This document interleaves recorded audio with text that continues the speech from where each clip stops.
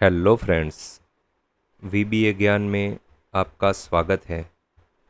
आज के वीडियो में हम बहुत ही इम्पोर्टेंट टॉपिक के बारे में बात करने वाले हैं।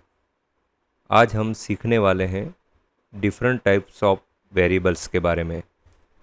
इस वीडियो में हम 4 वेरिएबल्स, पहला स्टैंडर्ड या फिर उसको टेम्पररी वेरिएबल बोलते हैं, दूसरा स्टैटिक वेरिएबल, तीसरा प्राइवेट वेरिएबल और चौथा पब्लिक वेरिएबल, ये 4 वेरिएबल के बारे में जानने वाले हैं।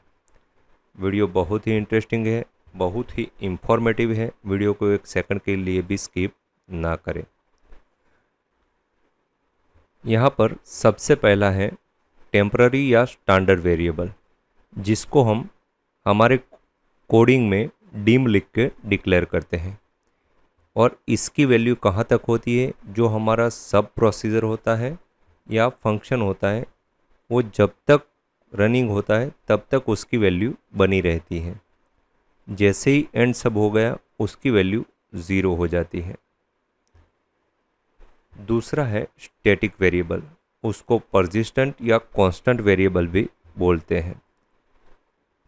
जो कोड रन होता है और कोड एंड होने के बाद भी जो उसकी वैल्यू होती है वो मेमोरी में स्टोर रहती है, और दोबारा आप अगर वो कोड रन करवाते हैं तो जो मेमोरी में वैल्यू थी वो उसकी इनिशियल वैल्यू बन जाएगी और उसमें ऐड होती जाएगी। तीसरा है private variable. Private variable same है स्टैटिक वेरिएबल के जैसे, और उसको भी किसी भी मॉड्यूल या किसी भी प्रोसीजर में हम डिक्लेयर कर सकते हैं। स्टैटिक और प्राइवेट में एक ही फर्क होता है। प्राइवेट वेरिएबल होता है उसको जो हमारा मॉड्यूल या फिर प्रोसीजर होता है उसके टॉप में, जैसे कि हम कोडिंग लिखने की शुरुआत करते हैं और ऑप्शन एक्सप्लिसिट लिखते हैं, बिल्कुल उसके नीचे इसको डिक्लेयर करना होता है। स्टैटिक वेरिएबल आप ऊपर भी डिक्लेयर कर सकते हैं और कोड के अंदर भी डिक्लेयर कर सकते हैं। चौथा है पब्लिक वेरिएबल। पब्लिक वेरिएबल में 2 केस है। पहला है यूज़र फॉर्म कोड मॉड्यूल में और दूसरा है स्टैंडर्ड कोड मॉड्यूल में। अगर आपने यूज़र फॉर्म कोड मॉड्यूल के टॉप में इस पब्लिक वेरिएबल को डिक्लेयर कर दिया तो उस यूज़र फॉर्म तक उसकी सीमा रहेगी। लेकिन अगर स्टैंडर्ड मॉड्यूल लेके ये पब्लिक वेरिएबल आपने डिक्लेयर कर लिया तो जो आपका पूरा एक्सेल का प्रोजेक्ट है उसमें वो काम करेगा। चलिए जानते हैं एक्सेल फाइल लेके कि वो किस तरह से काम करता है। ये हमने वेरिएबल टेस्ट करने के लिए एक सिंपल सा एक्सेल फाइल बनाया है, जिसमें एक ये यूज़र फॉर्म लिया है, जिसमें एक कमांड बटन लिया है। अब इस पर डबल क्लिक करते हैं। यहाँ पर क्या लिखा है? डिम काउंटर एज इंटेजर, यानी कि ये जो हमारा वेरिएबल है वो स्टैंडर्ड वेरिएबल है या फिर इसको टेम्पररी वेरिएबल बोलते हैं। जैसे ही इसको रन करवाएंगे तो क्या होगा? Counter is equal to counter plus 1, यानी कि काउंटर सबसे पहले क्या है? 0, तो 0 + 1 क्या होगा? 1, और मैसेज बॉक्स देगा द करंट काउंट इज़ 1, फिर वो एंड सब हो जाएगा। अगर फिर से क्लिक करेंगे तो फिर से भी 1 ही आंसर आएगा। चलिए रन करते हैं, क्लिक करते हैं। देखिए the current count is 1, okay किया, मतलब वो कोड है वो एंड सब हो गया। फिर से क्लिक किया, देखिए द करंट काउंट इज़ 1, दोनों बार सेम ही आया। जितनी भी बार क्लिक करोगे आंसर 1 ही आएगा। इसको क्लोज करते हैं। अब वेरिएबल हम स्टैटिक लेते हैं, उसी को बदल के हम स्टैटिक कर देते हैं।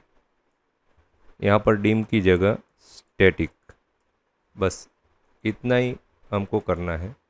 इसको रन करते हैं। देखिए क्लिक किया, the current count is 1, okay किया। वो कोड तो एंड सब हो गया, लेकिन जो हमारी 1 वैल्यू थी वो मेमोरी में स्टोर हो गई है। अब जैसे ही दोबारा क्लिक करेंगे तो आंसर आएगा 2। देखिए क्लिक किया, the current count is 2, okay. अब फिर से हमारी वैल्यू क्या स्टोर हो गई, 2। क्लिक करेंगे तो जवाब आएगा 3। देखिए करंट काउंट इज़ 3। तो स्टैटिक वाला जो हमारा ये वेरिएबल है वो हमारे लॉगिन फॉर्म में जैसे अटेम्प्ट को हम काउंट करवाते हैं उसके लिए काम में आता है। सेम चीज़ प्राइवेट वेरिएबल के लिए भी लागू होती है, लेकिन प्राइवेट वेरिएबल को क्या करना पड़ता है, इसको कट करके यहाँ पर ऊपर में हमें लिखना पड़ता है, यहाँ पर लिखना पड़ता है और यहाँ पर उसको लिखना पड़ता है private counter as integer. Same काम करेगा जिस तरह से वो स्टैटिक वेरिएबल काम करता था वैसा ही काम करेगा। रन करते हैं। देखिए current count is 1, current count is 2, current count is 3। अब आता है पब्लिक वेरिएबल। अब इसको प्राइवेट की जगह पब्लिक लिख दीजिए। तो ये हो गया पहला केस, यानी कि यूज़र फॉर्म के कोड के टॉप में हम इसको लिखते हैं तो सेम काम करेगा। देखिए current count is 1, current count is 2, current count is 3। अब यहाँ पर यूज़र फॉर्म 2 हमने सेम वैसा बनाया है और यहाँ पर हम वही पब्लिक वेरिएबल लेने वाले हैं। तो यहाँ से इसको कॉपी कर लेते हैं और उसमें पेस्ट कर देते हैं। पेस्ट कर दिया। अब ये current count is 1, current count is 2, current count is 3 ये कैलकुलेट कर रहा है। अब स्टैंडर्ड मॉड्यूल में इसको हम पेस्ट करते हैं। देखिए पब्लिक काउंटर एज इंटेजर। अब वहाँ से हमको दूर कर देना है, यहाँ पर जो था उसको हटा देना है। यहाँ हमको डिक्लेयर करने की ज़रूरत नहीं है तो इसको यहाँ से हटा देते हैं। अब देखिए क्या हो रहा है। अब हम पहले यूज़र फॉर्म 1 पे क्लिक करते हैं रन करके। Current count is 1, okay. फिर से करंट काउंट इज़ 2, फिर से करंट काउंट इज़ 3, ओके। अब इसको क्लोज कर देते हैं। अब यूज़र फॉर्म 2 रन करते हैं और उस पर क्लिक करते हैं तो क्या आया, करंट काउंट इज़ 4, क्योंकि हमने 3 बार यूज़र फॉर्म 1 पे क्लिक किया था। ओके, तो इसका मतलब ये हुआ कि जब हम स्टैंडर्ड मॉड्यूल में पब्लिक वेरिएबल को डिक्लेयर करते हैं वो हमारे पूरे एक्सेल प्रोजेक्ट में उसका इफ़ेक्ट आता है और वो कहीं से भी एक्सेस होता है। ये मैंने सिंपल भाषा में समझा दिया। अब हमारे प्रैक्टिकल जो एक्सेल प्रोजेक्ट होंगे वहाँ जहाँ जहाँ पर ये वेरिएबल आते जाएंगे मैं आपको बताता जाऊँगा। आपको मेरा ये प्रोजेक्ट कैसा लगा कमेंट सेक्शन में ज़रूर बताइएगा। वीडियो पसंद आए तो लाइक कर दीजिए, मेरे चैनल को सब्सक्राइब कर दीजिए। Thank you for watching.